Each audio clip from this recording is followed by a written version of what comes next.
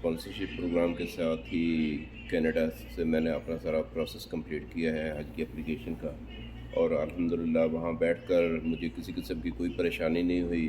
बहुत अच्छा इंतज़ाम था बैंक इस्लामी का भी और मिनिस्ट्री ऑफ हज का भी, कि उन्होंने मुझे कोई बॉदरेशन नहीं हुई किसी किस्म की भी, और मेरी एप्लीकेशन जो है वो ऐन वक्त पे हो गई। और उसके साथ यहाँ जब ट्रांसपोर्टेशन का सिलसिला था, लगेज का सिलसिला है, तो हमें उसमें भी कोई परेशानी नहीं हुई। हम सीधे जद्दा से यहाँ आ गए और लगेज जो है वो यहाँ पहुँचाया गया, और फिर यहाँ नहीं पहुँचाया गया बल्कि उसे हमारे कमरों तक पहुँचा दिया गया है।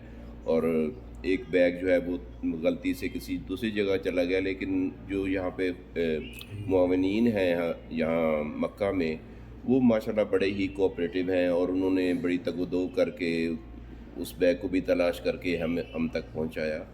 बाकी खाने का इंतज़ाम है, हॉस्पिटल का इंतज़ाम है, और आने जाने का ट्रांसपोर्टेशन का है, उसमें किसी किस्म की कोई कमी नहीं है। अल्हम्दुलिल्लाह अब तक सारा सिलसिला बहुत स्मूथ चल रहा है।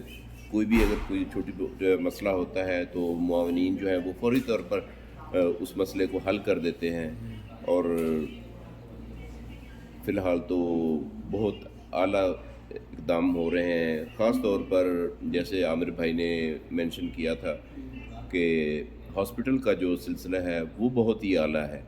किसी किस्म की कोई परेशानी नहीं है, क्विक रिस्पांस है तमाम वहाँ पे नर्सेज़ का, चाहे वो फ़ीमेल का हो या मेल का हो। डॉक्टर्स जो हैं वो वहाँ मौजूद हैं और 24 घंटे सर्विस दे रहे हैं।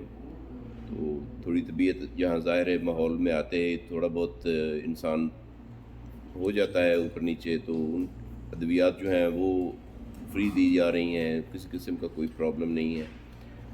और बाकी मैं यही कहना चाहूँगा कि हमें थोड़ा सा सब्र और तहम्मुल से काम लेना चाहिए। ज़ाहिर है यहाँ पे इस वक्त जहाँ तक मेरा अंदाज़ा है तकरीबन 3 मिलियन लोग जो हैं वो यहाँ पे मौजूद हैं। तो हर एक को ख्वाहिश होती है कि वो जल्दी हरम में जाए, लेकिन अगर आप सब्र से काम लेंगे, लाइन बना लेंगे, तो सारे पहुँच जाएंगे, किसी को कोई परेशानी नहीं होगी, दूसरों का ख्याल रखेंगे। यही हज का असल मकसद है कि हम अपनी छोड़कर दूसरों का ख्याल करेंगे तो वो ज़्यादा बेहतर है, और अल्लाह को भी यही पसंद है।